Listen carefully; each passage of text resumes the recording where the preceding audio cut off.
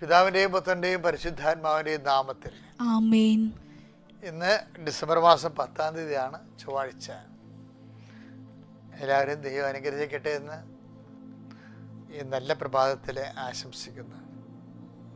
ഏറ്റു പ്രാർത്ഥിക്കുക. അമ്മേ പരിശുദ്ധമ്മേ, അമ്മേ പരിശുദ്ധമ്മേ, ദേവമാതാവേ, ദൈവമാതാവേ, അന്ന് അങ്ങ് കൃപാസനത്തിൽ പ്രത്യക്ഷപ്പെട്ട് വരാൻ പോകുന്ന മഹാദുരന്തത്തിൽ നിന്ന് രക്ഷപ്പെടാനും എല്ലാവർക്കും വേണ്ടി പ്രാർത്ഥിക്കുവാനും ആവശ്യപ്പെട്ടിട്ട് 20 വർഷം തികയുന്ന ഈ വേളയിൽ കൃപാസനത്തിലൂടെ ഞങ്ങൾക്കും ഈ ദേശത്തിനും അങ്ങ് മധ്യസ്ഥം തേടി തന്ന എല്ലാ അനുഗ്രഹങ്ങൾക്കും കൃപകൾക്കും ഞങ്ങളിപ്പോൾ ഹൃദയം നിറഞ്ഞ നന്ദി പറയുന്നു.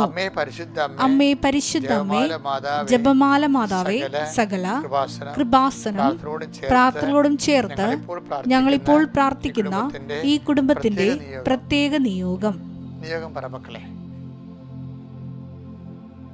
ഇന്നത്തെ ജീവിതാവശ്യങ്ങള് ഭക്തിയോടെ, പ്രത്യാശയോടെ, ശരണത്തോടെ കൈകൾ കൂപ്പി കണ്ണടച്ച് ദൈവതിരുസനെ സമർപ്പിക്കുക.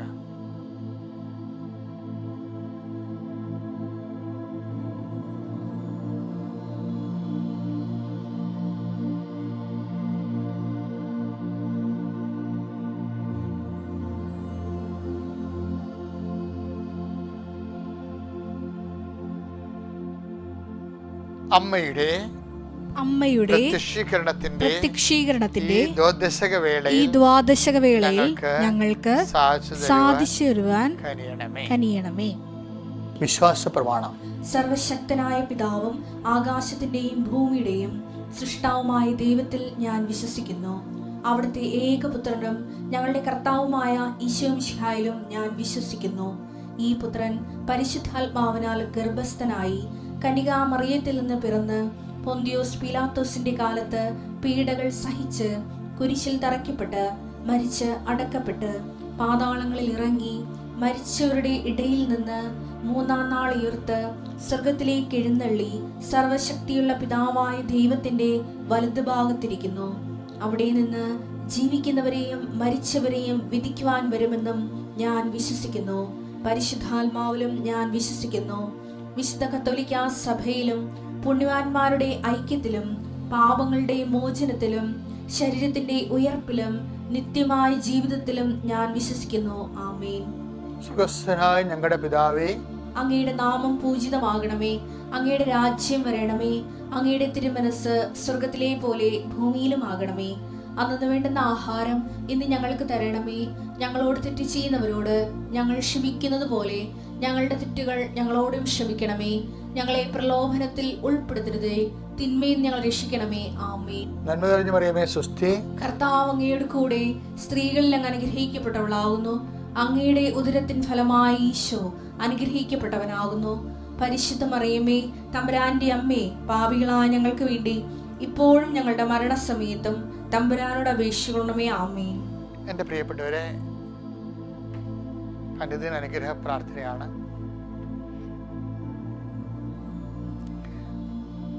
അനുദിന അനുഗ്രഹ പ്രാർത്ഥന നമ്മൾ ഇന്നത്തെ യാത്രയാണ്, പകൽ യാത്ര. ജീവിതത്തിൻ്റെ ഇടപാടുകൾ, വിനിമയങ്ങൾ, സംസർഗങ്ങൾ, സംഭാഷണങ്ങൾ, സന്ദർശനങ്ങൾ, അതെല്ലാം കൂടിയതാണ്. ഇതിനെല്ലാം നമുക്ക് ദൈവാനുഗ്രഹം ആവശ്യമാണ്. ഈശോ ഒരു രാത്രി മുഴുവനും ഒക്കെ പ്രാർത്ഥിക്കുകയായിരുന്നു. പ്രധാനപ്പെട്ട വിഷയങ്ങൾ വരുമ്പോൾ നമ്മളതെല്ലാം സമ്മറി ചെയ്തിട്ട് പ്രഭാതത്തിലെ ഒറ്റ സമർപ്പണ പ്രാർത്ഥനയായിട്ട് പ്രാർത്ഥിക്കാം. കോടതി പോകാനുള്ളവർ ഉണ്ടാകും, സ്ഥലമുള്ളവർ പോകേണ്ടവരുണ്ടാകും, സ്ഥലത്തിൻ്റെ കാര്യം സംസാരിക്കാനോ, ഇനി വിവാഹം സെറ്റ് ചെയ്യാൻ വേണ്ടി ജീവിത പങ്കാളികളെ കാണാൻ പോകുന്നവർ ഉണ്ടാവും. അതുപോലെ തന്നെ വിവാഹത്തിൻ്റെ പുതുക്കല്യാണത്തിന് പോണവരുണ്ടാവും, പുതുക്കം പോണവരുണ്ടാവും. അങ്ങനെ ഓരോരോ കാര്യത്തിൽ നമ്മൾ യാത്ര ചെയ്യത്തില്ലേ. ചിലപ്പോൾ അപകട വഴികളിലൂടെ പോകേണ്ടവരുണ്ടാവും. ചിലപ്പോൾ കടലിൽ പോകുന്ന മത്സ്യത്തൊഴിലാളി സഹോദരങ്ങളുണ്ടാവും, റബ്ബർ വെട്ടാൻ പോകുന്ന തൊഴിലാളികളുണ്ടാവും, ചിലപ്പോൾ റബ്ബർ പാല് ശേഖരിക്കാൻ പോകുന്നവരുണ്ടാവും, ചിലപ്പോൾ റബ്ബർ മാർക്കറ്റിൽ ഷീറ്റ് ഉണക്കി വിൽക്കാൻ പോണവരുണ്ടാവും, ചിലപ്പോൾ ഇങ്ങനെ ഏലത്തോട്ടത്തിൽ പോണവരുണ്ടാവും. അപ്പോൾ ഇങ്ങനെ എന്തെല്ലാം നീ പോകുന്നു ആ മേഖലയിലെല്ലാം. ചിലപ്പോൾ നീ ഒരു ലോറി ഡ്രൈവർ ആണെങ്കിൽ ലോറിയും കൊണ്ട് അന്യ സംസ്ഥാനങ്ങളിലേക്ക് ചരക്ക് കൊണ്ടുപോകുന്ന വ്യക്തിയാകാം. ഇങ്ങനെ എല്ലാ മേഖലകളിലും കണ്ടുമുട്ടാൻ സാധ്യതയുള്ള. ഇപ്പോൾ ചെക്ക് പോസ്റ്റ് ഉണ്ട്, അവിടെ പോലീസുണ്ട്, അവരുടെ മൂഡ് വരെ നമുക്ക് പ്രാർത്ഥിക്കേണ്ട വിഷയമാണ്. ചിലരൊക്കെ വിറഞ്ഞു നിൽക്കുകയാണെങ്കിൽ അവർ ആവശ്യമുള്ളത് ഇല്ലാത്തതൊക്കെ ചോദിച്ച് കൺഫ്യൂഷനാക്കി നമ്മുടെ സമയം അവിടെ പിടിച്ചു. അപ്പോൾ നിസ്സാരകാര്യമല്ല യാത്ര. ഇപ്പം കഴിഞ്ഞ ദിവസം ഉണ്ടായിരുന്ന അപകടം എന്ന് പറഞ്ഞാൽ എന്താണ്? ഒരു മരക്കൊമ്പ് മുകളിൽ നിന്ന് ഒടിഞ്ഞ് വീണപ്പോൾ അവർക്ക് തോന്നിയപ്പോഴാണ് കുഞ്ഞ് വെട്ടിച്ചതെന്നാണ് ചിലരൊക്കെ പറയണത്. സത്യാവസ്ഥ ഇപ്പോഴും കൃത്യമായിട്ട് അറിയത്തില്ല, ഒത്തിരി വേർഷൻസ് ഉണ്ട്. ഈ ഒരു യാത്ര എപ്പോഴും നമുക്ക് പ്രാർത്ഥനയുടെ വിഷയമാണ്. ഞാൻ എൻ്റെ ക്രൂസൊക്കെ എൻ്റെ സഹപ്രവർത്തകർ പോകുമ്പോൾ അവർ പ്രാർത്ഥിക്കുമ്പോൾ ഞാൻ അവരുടെ തലയ്ക്ക് വെക്കണത് സുരക്ഷിതത്വം എന്ന് പറഞ്ഞാൽ കൈ വെക്കണത്. അല്ല, അവർ പോണതിനേക്കാളും പ്രധാനപ്പെട്ടതിന് ഒന്ന് സേഫ്റ്റിക്കാണ് പ്രാധാന്യം കൊടുക്കുന്നത്. കർത്താവിൻ്റെ ദൂതൻ അവരുടെ കൂടെ പോകണം. അപ്പം ഞാൻ നിങ്ങൾക്ക് വേണ്ടി പ്രാർത്ഥിക്കുകയാണ്, കർത്താവിൻ്റെ ദൂതൻ ഇന്നത്തെ യാത്രയിൽ നിങ്ങളുടെ കൂടെ വരും.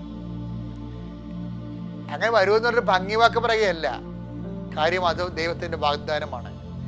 എന്താ വാഗ്ദാനം? I will come with you wherever you go.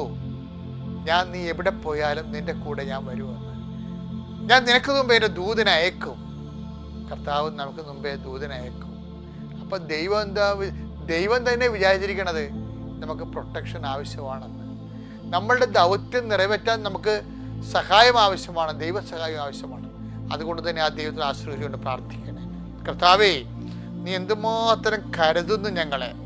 നിന്റെ ഏകജാതി നൽകാൻ തക്കവിധം അത്രമാത്രം ലോകത്തെ സ്നേഹിച്ചു എന്ന് വെച്ചാൽ എന്നെ സ്നേഹിച്ചു എന്നാണ് ഞാനത് വായിക്കുന്നത്. അങ്ങനെ ഞങ്ങൾ ഓരോരുത്തരെയും നിന്റെ സ്നേഹമാണ് ഞങ്ങളുടെ സംരക്ഷണം, നിന്റെ സ്നേഹമാണ് ഞങ്ങൾക്ക് ലഭിക്കുന്ന പരിപാലനം. കർത്താവേ, അങ്ങയുടെ മക്കള് വെറുതെ ഹൃദയം നൊന്ത് പോകുന്നവരുണ്ട്.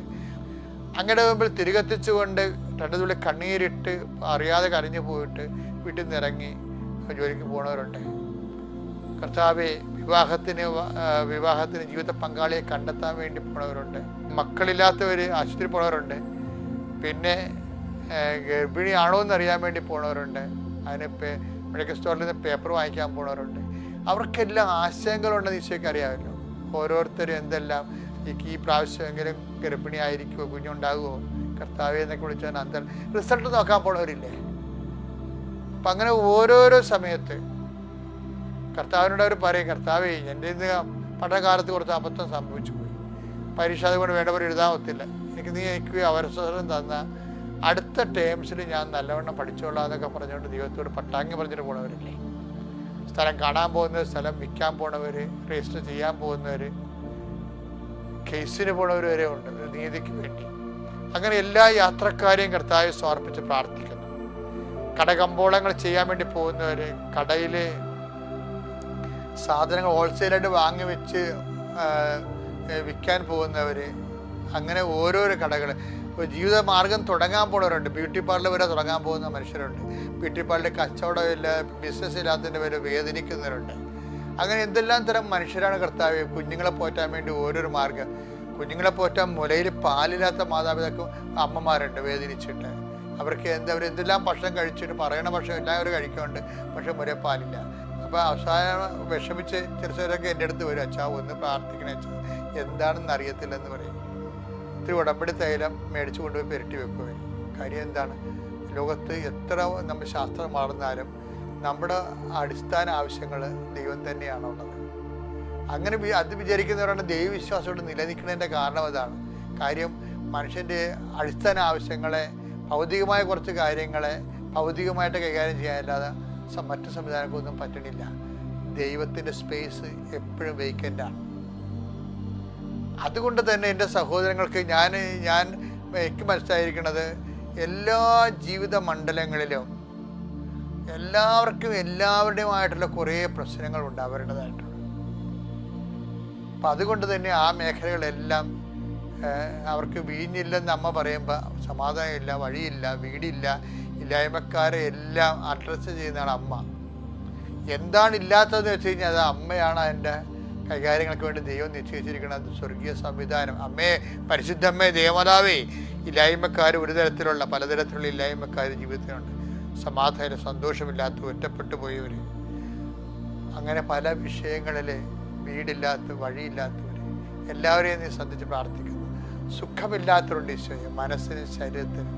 ഡിപ്രഷൻ എടുത്തിരിക്കുന്ന മക്കളുണ്ട് ഈശോയെ, അവരുടെ എണ്ണം കൂടുതലാണ് ഇപ്പോഴും. അവരുടെ മാതാപിതാക്കന്മാർക്ക് സമാധാനമില്ല കർത്താവേ. അങ്ങനെ എല്ലാവരും നീ സ്പർശിക്കണം. എപ്പിലെപ്സികൾ, അതുപോലെ ഓട്ടിസംസ്, ഹൈപ്പർ ആക്ടിവിറ്റി, അവരുടെ മാതാപിതാക്കന്മാർ കർത്താവേ, അവരാ കുഞ്ഞുങ്ങളെയും കൊണ്ട് അനുഭവിക്കുന്ന സങ്കടങ്ങൾ, കെട്ടിപ്പോയത് കൊണ്ട് അനുഭവിച്ച ഈ വലിയ ഭാരങ്ങളെ ആസ്വദിക്കാൻ ആരുമില്ലാതെ കുറച്ച് കഴിയുമ്പോൾ എല്ലാവരും പിരിഞ്ഞു പോയിട്ട് ഇവരും ഈ കുരിശു കഴിക്കുന്ന മക്കളും മാത്രം ഉണ്ടാകുന്ന സമയത്ത് ദൈവമേ എന്ന് വിളിച്ചു പോകുന്ന ഒരവസ്ഥ ഉണ്ട് കർത്താവെ. എല്ലാവരും നീ സ്പർശിക്കണം. മൂത്രം പോകാത്തവരുണ്ട് ഈശോയെ, അതിൽ ബ്ലാഡർ തിങ്ങിപ്പോണവരുണ്ട് ഈശോയെ, എങ്ങനെ പോകുമെന്ന് അറിയത്തില്ല, വയർ കീറിക്കളയാൻ തോന്നുന്ന ഒരാൾക്കാരുണ്ട് ഈശോയെ. അങ്ങനെ പല വൈറസിൻ്റെ, ബാക്ടീരിയയുടെ അറ്റാക്കുകൾ, ഒരിക്കലും ബാക്ടീരിയ ഒരു ആൻറ്റിബയോട്ടിക്സിനോട് റെസ്പോണ്ട് ചെയ്യാത്ത അവസ്ഥകൾ, ആൻറ്റിബയോട്ടിക്സുകളോട് നമ്മുടെ ശരീരം റെസ്പോണ്ട് ചെയ്യാത്ത അവസ്ഥകൾ, അങ്ങനെ ഓരോ വിഷയങ്ങൾ, എങ്ങനെ എന്തെല്ലാം കർത്താവേ, ഇതെല്ലാം ഓർത്ത് അങ്ങയുടെ തിരുസേന ഈ പ്രഭാതത്തിൽ അങ്ങയുടെ തിരുസേന വെക്കും. ഈശോ, നിന്റെ വിശുദ്ധമായ വലതുകരം, മരണത്തെ ജയിച്ച കുരിശിൻ്റെ ഉയർപ്പിൻ്റെ ശക്തി, സ്വർഗത്തിൻ്റെ സൗഖ്യദായകമായ ശക്തി, വിടുതൽ ശക്തി നിങ്ങളിലേക്ക് വസിക്കട്ടെ. ഈ പ്രഭാതത്തിൽ നിന്റെ ദൈവം നിന്നെ ഏറ്റെടുക്കുകയും സുഖപ്പെടുത്തുകയും ചെയ്യട്ടെ. Lord, infuse your spirit of power and grace.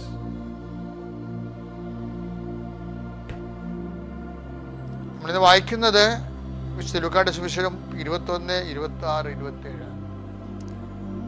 സംഭവിക്കാൻ പോകുന്നവയെ ഓർത്തുള്ള ഭയവും ആകുലതയും കൊണ്ട് ഭൂവാസികൾ അസ്തപ്രജ്ഞരാകും, ആകാശശക്തികൾ ഇളകും. അപ്പോൾ മനുഷ്യപുത്രൻ ശക്തിയോടും വലിയ മഹത്വത്തോടും കൂടെ മേഘങ്ങളിൽ വരുന്നത് അവർ കാണും. എൻ്റെ മക്കൾ, എൻ്റെ ചിത്രമുള്ള ലൂക്കായുടെ സുവിശേഷം 21, 26, 27. മനുഷ്യർ അസ്തപ്രജ്ഞരാകും. അപ്പോൾ എന്ത് പറ്റും? അപ്പോൾ മനുഷ്യപുത്രൻ സർവശക്തിയുടെ വരും. അതാണ് കണക്ഷൻ. ക്ലിയർ അല്ലേ? എന്ന് വെച്ചാൽ ബൈബിളിൻ്റെ ആ ഘടന കണ്ടില്ലേ? മനുഷ്യർ അസ്തപ്രജ്ഞരാകും, അവർക്ക് അടിതെറ്റിപ്പോവും, മനസ്സിൻ്റെ ബലം പോവും. അതാണ് മനുഷ്യൻ്റെ ബലം പോവും. അപ്പോൾ എന്ത് പറ്റും? മനുഷ്യപുത്രൻ ബലമായിട്ട് വരും, ശക്തിയായിട്ട് വരും. എൻ്റെ ദൈവങ്ങളെ, ഇത്രേ പ്രശ്നമുള്ളൂ. നിൻ്റെ ജീവിതത്തിൻ്റെ ഏത് ഘട്ടത്തിലാണ്? ഇപ്പോൾ ഡോക്ടർ പറയണ നിനക്ക് പ്രഷറാണ്, ഇനി ശ്രദ്ധിക്കണം എന്ന് പറയും. ഇപ്പോൾ ചിലർ പറയും നിങ്ങൾക്ക് അറിയാതെ ഒരു അറ്റാക്ക് കഴിഞ്ഞിട്ടുണ്ടെന്ന് പറയും. അപ്പോൾ നിങ്ങൾ ശ്രദ്ധിക്കണം. അപ്പോൾ നമ്മൾ അസ്തപ്രജ്ഞനായി പോകും. അസ്തപ്രജ്ഞനായ കാര്യമില്ല. കാര്യം എന്താ? അസ്തപ്രജ്ഞനായ അടുത്ത നടപടി എന്താണ്?